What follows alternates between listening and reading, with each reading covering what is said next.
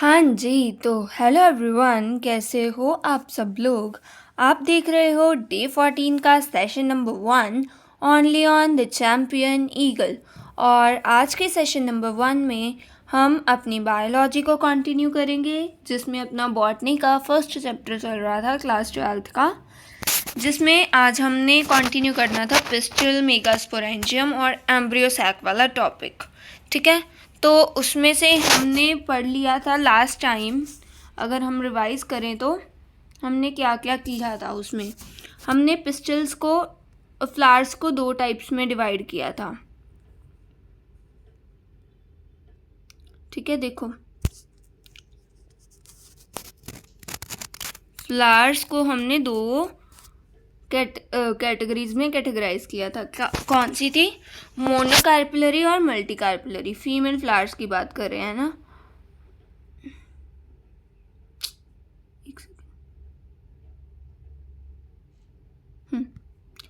तो एक था अपने पास मोनोकार्पुलरी,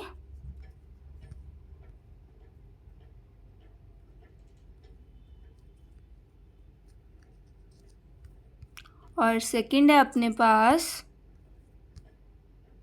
मल्टीकार्पुलरी। क्या है? कार्पल क्या होता है? एक यूनिट है फीमेल रिप्रोडक्टिव ऑर्गन का। फीमेल रिप्रोडक्टिव पूरे फ्लावर में क्या होता है? गाइनोशियम। उसमें से अगर हम एक निकाल लें तो उसे हम कार्पल या पिस्टल कहते हैं। तो इसे क्या कहेंगे? Multi carpellary. ठीक है, तो अपनी बुक में कार्पल और पिस्टल को इक्वल बताया गया, तो हम उसी तरीके से चलेंगे। ठीक है, हमें कन्फ्यूजन में पढ़ने की ज़रूरत नहीं है। Multi carpellary.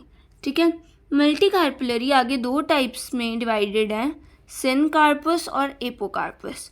सिनकार्पस वो होते हैं जिनमें जो कार्पल्स हैं फ्यूज्ड होते हैं,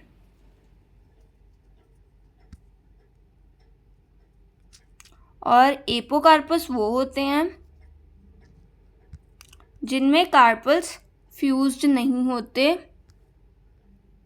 मतलब कि फ्री होते हैं। ठीक है, यहाँ तक बात हमें क्लियर हो गई है। ठीक है, और इनकी हमने एग्जाम्पल्स की थी लास्ट टाइम।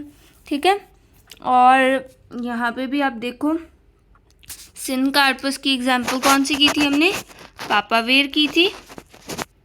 और एपोकार्पस की एग्जाम्पल की थी माइकेलिया। तो ये अपने पास एग्जाम्पल्स आ गई।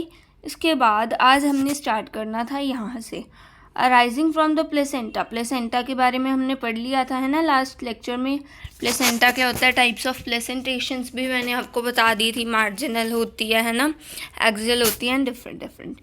ठीक है, ठीक है। प्लेसेंटा ओव्यूल के साथ कनेक्टेड होता है। प्लेसेंटा भी ओवरी में प्रेजेंट होता है और ओव्यूल भी ओवरी में प्रेजेंट होता है। प्लेसेंटा और ओव्यूल कनेक्टेड होते हैं किसके थ्रू? फ्यूनिकल के थ्रू। ये मैंने आज आपको पढ़ाना है, लेकिन मैंने आपको लास्ट लेक्चर में बेसिक आइडिया दे दिया था।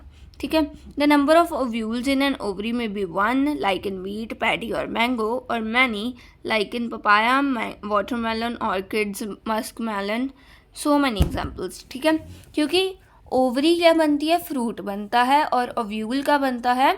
सीड बनता है। तो कुछ फ्रूट्स में सीड्स बहुत ज़्यादा होते हैं, कुछ में एक ही होता है। तो उस हिसाब से हम नंबर ऑफ ओव्यूल्स को बता रहे हैं। देन आज हमने पढ़ना है माइक्रोस्पोरेंजियम, या जिसे हम ओव्यूल कहते हैं।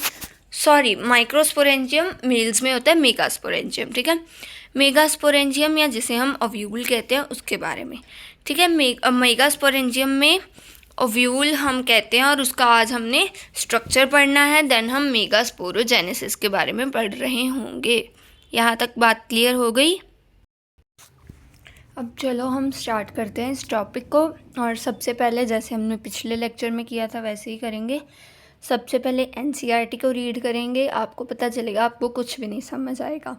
ठीक है, देन मैं आपको समझाऊंगी, आपको समझ आएंगे वो सारे वर्ड्स, थोड़ा सा आइडिया बनेगा आपके दिमाग में। एंड देन हम दोबारा एनसीईआरटी को रीड करेंगे ताकि आपको बहुत अच्छे से क्लियर हो जाए। ठीक है, सो स्टार्ट करते हैं। Let us familiarize ourselves with the structure of typical angiosperm ovule। ठीक है, किसके ओव्यूल की बात करें? एंजियोस्पर्म। एंजियोस्पर्म्स क्या होते हैं? Flowering plants. तो हमारा तो पूरा चैप्टर ही क्या है? Sexual reproduction and flowering plants. तो फ्लावरिंग प्लांट्स में ही ओव्यूल की बात कर रहे हैं। तो ovule is a small structure attached to the placenta by the means of a stalk called funicle. ठीक है, the body of the ovule fuses with the funicle in the region called hilum. ये सारा मैंने आपको ना last lecture में बताया भी था। ठीक है, जस्ट आपको रिकैप्चुलेट करने की ज़रूरत है एंड इसको आज हम स्ट्रक्चर के साथ पढ़ेंगे एक बार दोबारा से। ठीक है, thus hilum represents the junction between ovule and funicle. Each ovule has one or two protective envelopes called the integuments. ठीक है, ओव्यूल आगे जाके क्या बनेगा? ओव्यूल क्या है? फ्यूचर सीड है हमारा। क्या है? Future seed. ठीक है, तो उसकी जो दो कवरिंग्स है, इन्वेलप्स हैं, उन्हें हम इंटेग्यूमेंट्स कह रहे हैं। वो आगे जाके क्या बनेंगी? Seed coat. ये हमें साथ साथ सोचते जाना है कि फ्यूचर में ओव्यूल अगर सीड बनेगा तो उसकी कवरिंग्स सीड कोट्स बन जाएंगी। ठीक है, integuments encircle the nucellus except the tip where a small opening called micropyle is organised. Micropylar end होता है जहाँ पे माइक्रोपाइल प्रेजेंट होता है, हम समझेंगे। ठीक है, देन न्यूसेलस क्या होता है ये हम देखेंगे। Opposite to the micropylar end is the chalaza, representing the basal part of the ovule. ठीक है, chalaza क्या है? basal part of the ovule है, और उसी end को हम क्या कहते हैं? ovule का chalazal end कहते हैं, chalazal end। ठीक है, यहाँ तक बात हमें क्या हो गई है? क्लियर।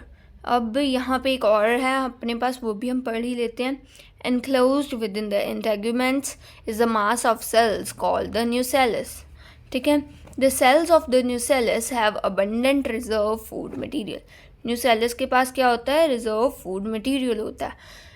और located in the nucellus is the embryo sac or the female gametophyte. female gametophyte किसे कहते हैं? embryo sac को।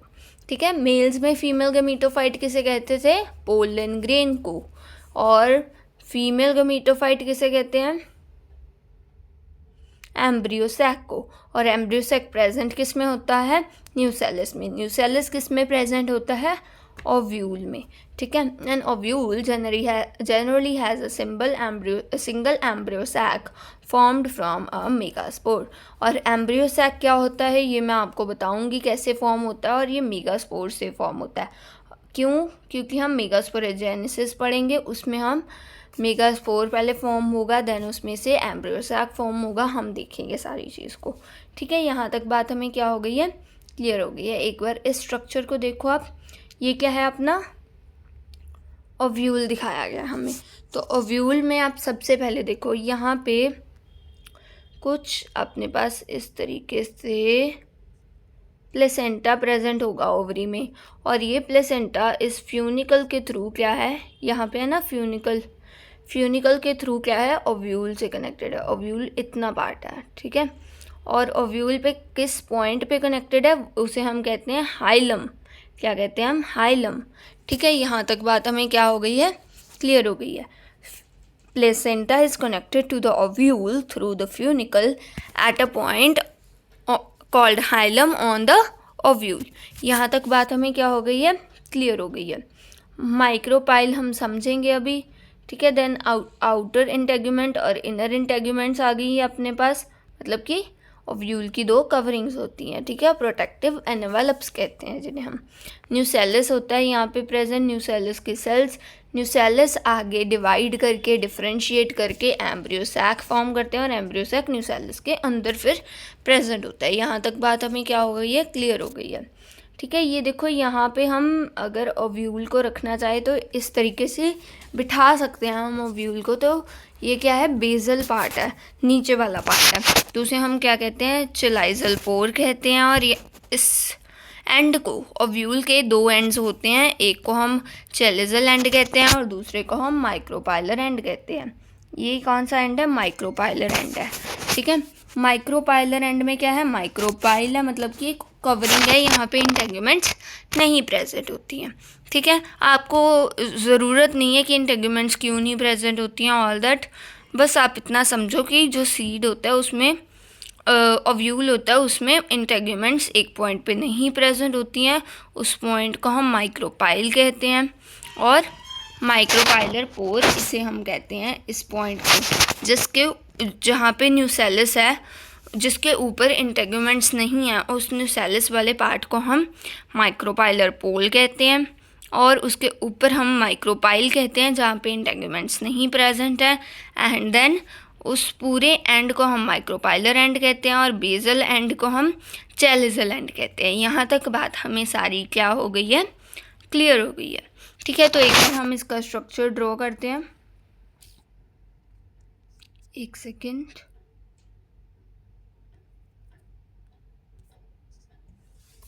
हाँ जी, तो देखो हम स्ट्रक्चर ड्रॉ कर रहे हैं अब।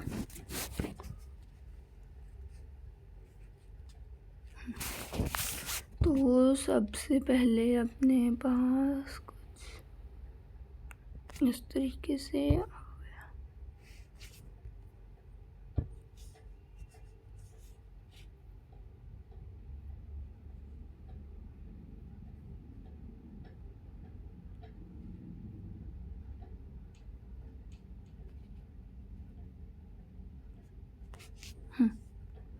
तो यहाँ पे अपने पास कुछ इस तरीके से बना है। ये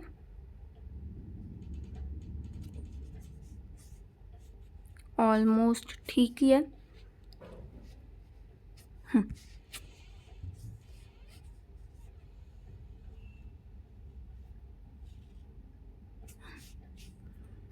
तो ये अपने पास बन गया ओव्यूल। ओव्यूल का बेसिक बन गया। अब यहाँ पे हम इंटेग्यूमेंट्स बना देते हैं। ठीक है, यहाँ पे अपने पास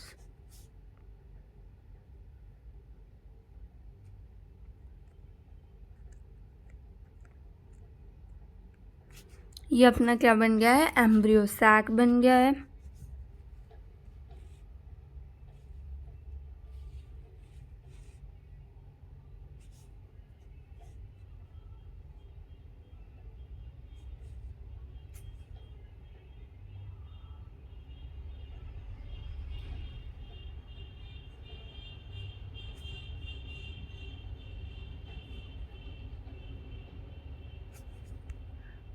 ऑलमोस्ट ठीक लग रहा है।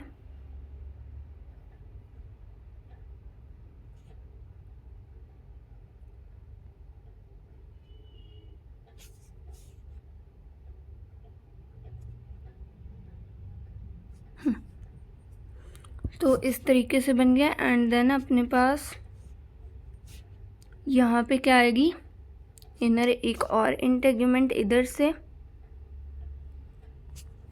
ठीक है, मतलब ये आउटर इंटेग्यूमेंट है, ये इनर इंटेग्यूमेंट है। यहाँ तक बात हमें क्लियर हो गई है।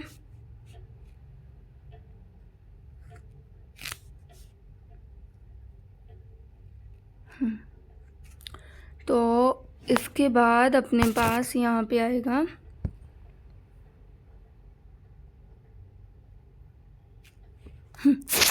तो इस तरीके से अपने पास ये पूरा ओव्यूल बन गया। अगर हम देखें तो कुछ ऐसा दिख रहा है हमें।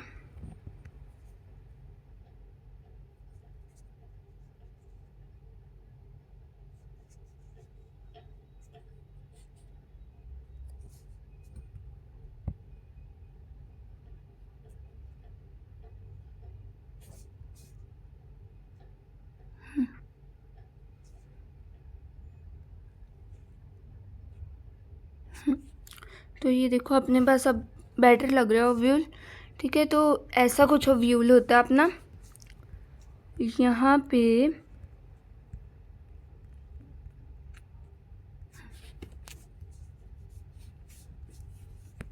पिंक कलर ले लेते हैं हम।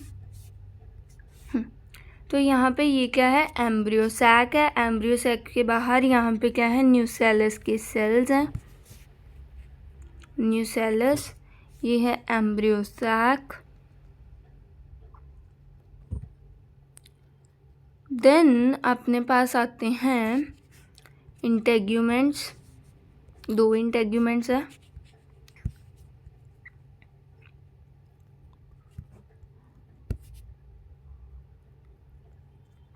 ठीक है, यहाँ पे इस पॉइंट पे अपना क्या है, ओव्यूल प्लेसेंटा के साथ कनेक्टेड है, तो इस पॉइंट को हम कहेंगे हाइलम, और जिसके थ्रू कनेक्टेड है उसे हम क्या कहते हैं, फ्यूनिकल। क्या कहेंगे, फ्यूनिकल।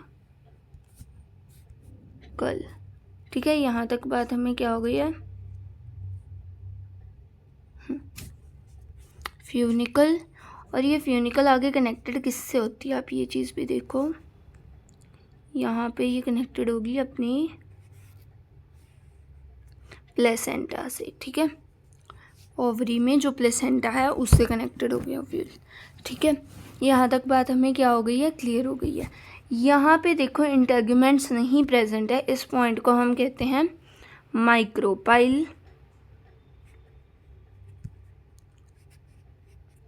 और यहाँ पे जो न्यूसेलस सेल्स हैं उस पॉइंट को हम कहते हैं माइक्रोपाइलर पोल। क्या कहेंगे, माइक्रोपाइलर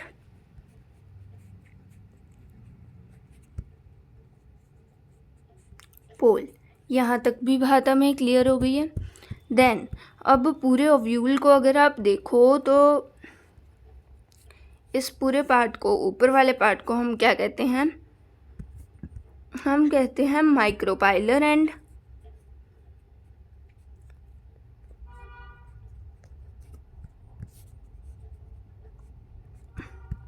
और नीचे वाले पार्ट को हम कहते हैं चैलिज़ल एंड। क्या कहते हैं, चैलिज़ल एंड। यहाँ तक बात हमें क्या हो गई है, क्लियर हो गई है। अब इनका काम क्या है ये भी हम देख लेते हैं ना। ओव्यूल तो फ्यूचर का सीड बनता है, प्लेसेंटा क्या है, क्वेश्चन लाइक स्ट्रक्चर है जिसके ऊपर ओव्यूल्स प्रेजेंट होते हैं। ठीक है, और क्या है, न्यूट्रिशन प्रोवाइड करता है जब फर्टिलाइजेशन के बाद ओव्यूल सीड बन रहा होता है। ठीक है, यहाँ तक बात हमें क्लियर हो गई। देन अब आगे देखो कि जो फ्यूनिकल थी, फ्यूनिकल क्या है, स्टॉक लाइक स्ट्रक्चर है। ठीक है, जो प्लेसेंटा को ओव्यूल से कनेक्ट कर रहा है, और किस पॉइंट पे कनेक्ट करता है, हाइलम पे। ठीक है, funicle is a stock like structure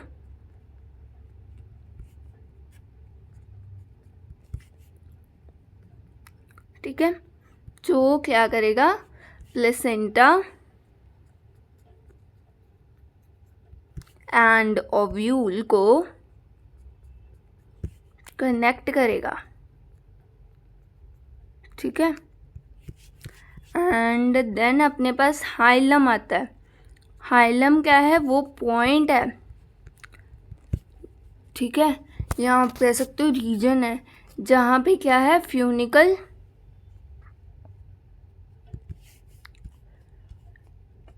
and जो अपना ओव्यूल है वो क्या होते हैं, मिलते हैं, जहाँ पे फ्यूज़ हो रहे होते हैं। ठीक है, उस जंक्शन को हम क्या कहते हैं, हाइलम कहते हैं। जिस पॉइंट से फ्यूनिकल कनेक्ट होता है किसके साथ, ओव्यूल के साथ, और फर्दर फ्यूनिकल किसको फिर कनेक्ट करवाता है, प्लेसेंटा को कनेक्ट करवाता है ओव्यूल के थ्रू। जैसे देखो, अगर मैंने किसी के साथ कोई कनेक्शन बनाना है, जैसे कोई कंपनी है, ठीक है, और दूसरी कंपनी के साथ कनेक्शन बनाना है, लेकिन उसके लिए मेरे पास एक बीच वाली कंपनी लगेगी। पहले मैंने, जैसे कंपनी नंबर 1 है, मैंने उसके पास जाना है, और मैं हूँ कंपनी नंबर 3, और मुझे बीच में कंपनी नंबर 1 से कनेक्ट होने के लिए मुझे कंपनी नंबर 2 के साथ कनेक्ट होना पड़ेगा। ये एक रूल है यहाँ पे। ठीक है, तो पहले मैं 3 और 2 को कनेक्ट करूँगी, मतलब अपनी कंपनी और सेकंड कंपनी को कनेक्ट करवाऊँगी। फिर सेकंड कंपनी मुझे फर्स्ट कंपनी के साथ कनेक्ट करवाएगी। उसी तरीके से अगर मैं, थर्ड कंपनी क्या है, अब ओव्यूल है, क्या है, ओव्यूल है अपना, और सेकंड कंपनी क्या है, फ्यूनिकल है। ठीक है, और फर्स्ट कंपनी क्या है, प्लेसेंटा। मेरा मेन मकसद था कि मैं प्लेसेंटा से कनेक्ट हो जाऊं। ओव्यूल का मेन मकसद था वो प्लेसेंटा से कनेक्ट हो। प्लेसेंटा कहता मैं अपनी जगह से नहीं हिलूँगा, ओव्यूल कहता मैंने भी अपनी जगह पे रहना है। तो उन्होंने क्या किया, या फिर वो एकदम से कनेक्ट नहीं हो पा रहे थे, रीजन नहीं था कोई, है ना, तो वो क्या करते हैं, एक पाइप के थ्रू कनेक्ट करते हैं। किसके थ्रू कनेक्ट करते हैं? एक पाइप के थ्रू। सॉरी, सो क्या कहा मैंने कहा कि अगर मैं थर्ड कंपनी हूँ, ओव्यूल हूँ, और मैंने प्लेसेंटा के साथ कनेक्ट करना है, फ्यूनिकल के साथ, मेरा कोई इम्पॉर्टेंस नहीं है कि मैं कनेक्ट करूँ या ना करूँ, लेकिन ज़रूरी क्यों हो गया? क्योंकि मैंने प्लेसेंटा के साथ कनेक्ट करना था, और प्लेसेंटा कहता अगर आप फ्यूनिकल के साथ कनेक्टेड हो तो ही मेरे साथ कनेक्ट हो सकते हो। तो यहाँ पे क्या है, हाइलम के थ्रू फ्यूनिकल और ओव्यूल कनेक्टेड होते हैं उस पॉइंट पे, और फिर फ्यूनिकल प्लेसेंटा और ओव्यूल को कनेक्ट करवाती है फर्दर। यहाँ तक बात हमें क्या हो गई है, क्लियर हो गई है, ठीक है। देन अपने पास इंटेग्यूमेंट्स जो हमने पढ़े थे वो तो क्या है, सीड कोट बना लेंगे फ्यूचर में, ठीक है। इसके बाद न्यूसेलर सेल्स के बारे में हम पढ़ेंगे मेगास्पोरोजेनेसिस में। देन दो इम्पॉर्टेंट पार्ट हैं अपने पास, चैलिज़ल एंड और माइक्रोपाइलर एंड।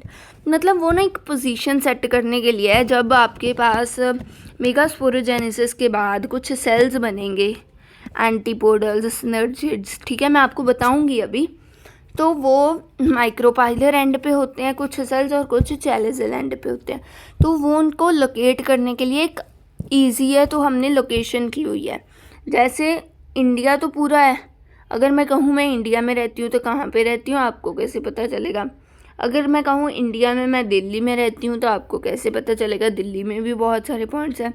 तो उस तरीके से हम ओव्यूल की बात करें और हमने बता दिया कि ओव्यूल का जो बेसल पार्ट है उसे हम चैलिज़ल एंड कहेंगे, और दूसरे ऑपोजिट एंड को जहाँ पे इंटेग्यूमेंट्स नहीं प्रेजेंट है उसे हम माइक्रोपाइलर एंड कहेंगे, ठीक है। यहाँ तक बात हमें क्या हो गई है, क्लियर हो गई है। चैलिज़ल एंड को क्या कहते हैं, basal part of the ovule भी कहते हैं। इसके बाद हमने न्यूसेलर सेल्स के बारे में यहाँ पे सेकंड पैराग्राफ में कुछ पढ़ा था, देखो एक बार वापस आते हैं, ठीक है। न्यूसेलर सेल्स के पास क्या है, अबंडेंट रिजर्व फूड मटेरियल होता है, ठीक है। एक ओव्यूल के अंदर ना बहुत सारे क्या होते हैं, न्यूसेलर सेल्स प्रेजेंट होते हैं। इनका डेंस साइटोप्लाज्म भी होता है जहाँ पे ये न्यूट्रिशन रखेंगे, ठीक है। वैक्यूल्स प्रेजेंट होते हैं, और न्यूक्लियस क्या होता है, प्रोमिनेंट होता है, क्योंकि इन्होंने ही आगे डिवाइड करके अपना मेगास्पोर फॉर्म करवाना है, ठीक है। यहाँ तक बात हमें क्या हो गई है, क्लियर हो गई है अब, ठीक है। तो डेंस साइटोप्लाज्म होता है, लेकिन इनमें इंटरसेलुलर स्पेस प्रेजेंट होती है। जो दो न्यूसेलर सेल्स हैं उनमें इंटरसेलुलर स्पेस प्रेजेंट होती है, लेकिन न्यूक्लियाई क्या होता है, प्रोमिनेंट होता है। मेन आपने क्या याद रखना है न्यूसेलर सेल्स का, कि उनके पास अबंडेंट रिजर्व फूड मटेरियल होता है, अभी तक जितना हमने पढ़ा है, ठीक है। आगे हम यहाँ पे पढ़ेंगे मेगास्पोरोजेनेसिस के बारे में, आज हमने पढ़ना है। देन फीमेल गेमेटोफाइट को हम कल पढ़ेंगे, ठीक है। यहाँ तक बात आपको क्लियर हो गई, ओके। सो अब हम मेगास्पोरोजेनेसिस को स्टार्ट करेंगे। तो अब हम इसे रीड करते हैं यहाँ पे, मेगास्पोरोजेनेसिस, ठीक है। The process of formation of megaspores from the megaspore mother cell is called the megasporogenesis, ठीक है। माइक्रोस्पोर मदर सेल कौन था, बता सकते हो आप मुझे? माइक्रोस्पोर मदर सेल कौन था? माइक्रोस्पोर मदर सेल थे स्पोरोजिनस सेल्स, स्पोरोजिनस टिश्यू, ठीक है। तो ovules generally differentiate a single megaspore mother cell in the micropylar region, ठीक है। जनरली कहाँ वाले, न्यूसेलर सेल्स, आपको तो मैंने बता दिया अभी कि जो मेगास्पोर मदर सेल्स हैं वो क्या होंगे, न्यूसेलर सेल्स होंगे, न्यूसेलस के सेल्स होंगे, ठीक है। और कहाँ वाले यूज़ होंगे जो मेगास्पोर बनाएंगे, यहाँ वाले जो माइक्रोपाइलर एंड पे प्रेजेंट है, जिसे हम माइक्रोपाइलर पोल कह रहे हैं न्यूसेलर सेल्स की, ठीक है। तो वहाँ पे प्रेजेंट होंगे माइक्रोपाइलर रीजन वाले जो मेगास्पोर मदर सेल्स हैं, वो क्या करेंगे, डिफ्रेंशिएट करेंगे, ठीक है। देन अपने पास आ गया of the nucellus, it is a large cell containing dense cytoplasm, ठीक है। अब आपको मैंने जो बताया वो आ गया ना, डेंस साइटोप्लाज्म होगा, क्यों, उसने फूड को रिजर्व करना है, वैक्यूल्स होंगे, उसने फूड को रिजर्व करना है, ठीक है। देन अपने पास क्या आ गया, प्रोमिनेंट न्यूक्लियस। प्रोमिनेंट न्यूक्लियस की क्या ज़रूरत है, आप ना जब भी देखोगे कोई सेल अगर गमीट फॉर्म कर रहा है तो उसके पास प्रोमिनेंट न्यूक्लियस ज़रूर होगा। जैसे मेरिस्टेमेटिक सेल्स होते हैं वो भी आगे एंड आगे डिवाइड कर रहे होते हैं, ठीक है। वैसे वो कोई गमीट नहीं फॉर्म कर रहे, लेकिन अपने सेल्स को बढ़ाने के लिए, अपने जो प्लांट की लेंथ है उसे बढ़ाने के लिए मेरिस्टेमेटिक सेल्स क्या हैं, डिवाइड कर रहे होते हैं, उनके पास भी प्रोमिनेंट न्यूक्लियस होता है। मतलब जिस भी सेल का काम है डिवाइड करना, ठीक है, और नंबर में इंक्रीज़ करना या फिर गमीट्स बनाने हैं, तो और भी ज़्यादा इम्पॉर्टेंट हो जाता है क्या, प्रोमिनेंट न्यूक्लियस होना और डेंस साइटोप्लाज्म, दोनों चीज़ें होती हैं उन सेल्स में मोस्ट ऑफ द टाइम्स, ठीक है। The MMC undergoes meiotic division which, ठीक है। What is the importance of MMC undergoing meiosis? meiosis क्यों होता है, क्योंकि MMC डिप्लॉयड होते हैं और हमने जो गमीट्स बनाने होते हैं वो हैप्लॉयड चाहिए, और मियोसिस के थ्रू ही हैप्लॉयड गमीट्स बनेंगे अपने। Meiosis results in the production of 4 megaspores. जैसे आपने इसे कंपेयर करके पढ़ोगे तो आपको और ज़्यादा इजी लगेगा और आप कंफ्यूज नहीं होगे। अगर आप कंपेयर नहीं करोगे तो आप कंफ्यूज होगे। किसके साथ, माइक्रोस्पोरोजेनेसिस और मेगास्पोरोजेनेसिस में आप कंफ्यूज हो सकते हो, लेकिन अगर आप कंपेयर करके पढ़ोगे तो आप कंफ्यूज नहीं होगे, ठीक है। तो अब याद करो, जो अपने माइक्रोस्पोर मदर सेल्स थे या पोलन मदर सेल्स थे, मतलब कि स्पोरोजिनस सेल्स, वो क्या करते थे, मियोसिस अंडरगो करते थे। उनमें सारे स्पोरोजिनस सेल्स, ऑलमोस्ट सारे क्या थे, मियोसिस में पार्टिसिपेट करते थे, और हर एक स्पोरोजिनस सेल माइक्रोस्पोर टेट्राड बनाता था, ठीक है। क्योंकि हमें पता ही है मियोसिस में रिडक्शनल डिवीजन होती है तो 4 सेल्स बनते हैं अपने पास, ठीक है। अब देखो यहाँ पे एक ही न्यूसेलर सेल जो माइक्रोपाइल एंड पे भी बहुत सारे न्यूसेलस की सेल्स प्रेजेंट होंगे, ठीक है, because thousands of cells of nucellus are present in an ovule. तो माइक्रोपाइल एंड में से भी वो जो बहुत बड़ा है, लार्ज है साइज़ में, प्रोमिनेंट न्यूक्लियस होता है उसके पास, वो वाला क्या करेगा, मियोसिस अंडरगो करेगा, डिवाइड करेगा, ठीक है। और एक ही डिवाइड कर रहा है तो एक मेगास्पोर मदर सेल 4 मेगास्पोर्स को बनाएगा। कितने मेगास्पोर्स बनाएगा, 4 मेगास्पोर्स बनाएगा। यहाँ तक बात हमें क्या हो गई है, क्लियर हो गई है। बाकी न्यूसेलस की सेल्स कई बार प्रेजेंट भी हो सकते हैं, जो आगे क्या बना लेते हैं, पेरिस्पर्म बना लेते हैं। पेरिस्पर्म आप आगे पढ़ोगे, ठीक है, पोस्ट फर्टिलाइजेशन इवेंट्स में, ठीक है। वहाँ पे हम पढ़ेंगे कि ये न्यूसेलस की सेल्स कई बार क्या होते हैं, डिजेनरेट नहीं होते और क्या बना लेते हैं, पेरिस्पर्म बना लेते हैं, जैसे ब्लैक पेपर और बीट में, ठीक है। यहाँ तक बात हमें क्लियर हो गई। एंड कई बार डिजेनरेट भी हो जाते हैं, most of the times degenerate ही होते हैं, ठीक है। तो अपने 4 मेगास्पोर्स बन गए, ठीक है। और स्पोरोजिनस सेल्स सारी डिवाइड कर जाते थे तो हर एक सेल का माइक्रोस्पोर टेट्राड बनता था, और इसीलिए बहुत सारे पोलन ग्रेन्स फॉर्म हो जाते थे। अब आपको क्वेश्चन ये भी आ सकता है कि इम्पॉर्टेंस क्या है कि सारे स्पोरोजिनस सेल्स तो डिवाइड कर लेते हैं और न्यूसेलर के सेल्स एक ही क्यों डिवाइड करते हैं, क्योंकि जो अपना फीमेल रिप्रोडक्टिव ऑर्गन है या उसके बाद अपना एम्ब्रियो सैक बनेगा, फीमेल गमीट एग बनेगा, सारे क्या है एक अच्छे से फ्लावर के अंदर ही पड़े होंगे, ओव्यूल के अंदर ही पड़े होंगे, ठीक है। तो लेकिन जो पोलन ग्रेन्स हैं उन्होंने क्या करना है, पॉलिनेट करना है। क्या करना है, पॉलिनेट करना है उन्होंने।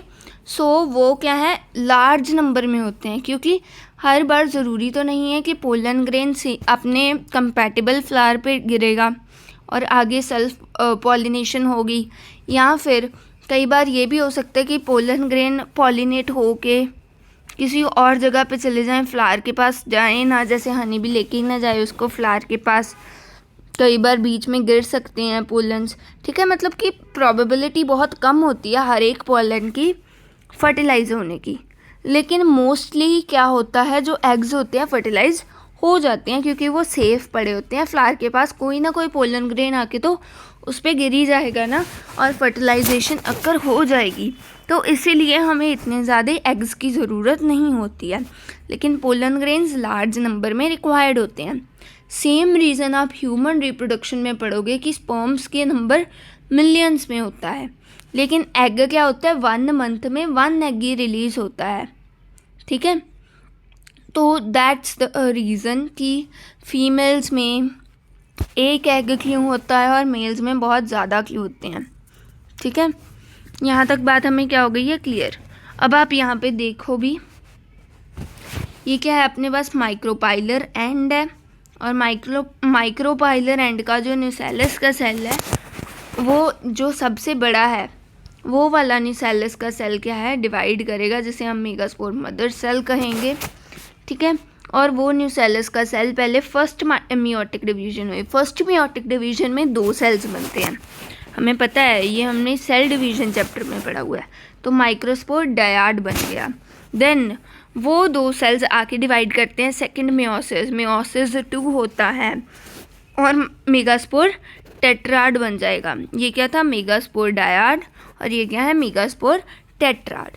यहाँ तक बात हमें क्या हो गई है क्लियर हो गई है, जो हमने पढ़ लिया है अभी तक।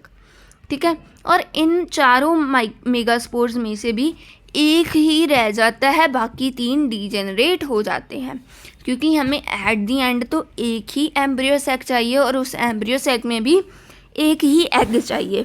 तो सारे डीजेनरेट हो जाएंगे 3, सिर्फ एक मेगास्पोर क्या है बच जाएगा, जो आगे न्यूक्लियर डिविजन्स करेगा। देखो एक न्यूक्लियस था इसके पास पहले, अगर मान लो कि अपना लास्ट वाला मेगास्पोर बचा है, बाकी 3 डीजेनरेट हो गए, तो इसके पास तो एक ही न्यूक्लियस है। यहाँ पे न्यूक्लियर डिविजन्स होंगी और 2 न्यूक्लियस बनेंगे, फिर 4 बनेंगे एंड देन 8 न्यूक्लियसेस बनेंगे अपने पास। फिर इनके सेल्स की मेम्ब्रेन आ जाएगी या सेल वॉल आ जाएगी। तो क्या है यहाँ पे सिनर्जिड्स और एंटीपोडल्स बन जाएंगे, और इसी को ही उल्टा करके आपको एंटीपोडल्स ऊपर दिखा दिए चैलेजल एंड पे, यहाँ पे सिनर्जिड्स दिखा दिए। सिनर्जिड्स कितने होते हैं 2 होते हैं, एंटीपोडल्स कितने होते हैं 3 होते हैं। ठीक है, सिनर्जिड्स के अंदर फिलीफॉर्म अपरेटस होता है, पोलर न्यूक्लियाई, सेंट्रल सेल और एग सेल। एग सेल क्या है अब फीमेल गेमीट है, फीमेल गेमीटोफाइट क्या है एम्ब्रियो सैक। ये पूरा क्या है एक एम्ब्रियो सैक है, इसके अंदर ठीक है एग सेल पड़ा है। फीमेल गेमीटोफाइट के अंदर फीमेल गेमीट पड़ा है, जैसे मेल गेमीटोफाइट पोलन ग्रेन के अंदर मेल गेमीट पड़ा था। यहाँ तक बात हमें क्या हो गई है क्लियर हो गई है। बाकी जो अब हमने एम्ब्रियो सैक वाला टॉपिक पढ़ना है यहाँ पे फीमेल गेमीटोफाइट, वो हम कल पढ़ रहे होंगे, मतलब कि नेक्स्ट लेक्चर में पढ़ रहे होंगे। एंड सो आई होप कि आपको अब सारा समझ आया होगा आज का टॉपिक। जब आप कंपेयर करके पढ़ोगे आपको समझ आएगा। ठीक है, and thank you for watching the video. Don't forget to like share and subscribe. Thank you and bye bye.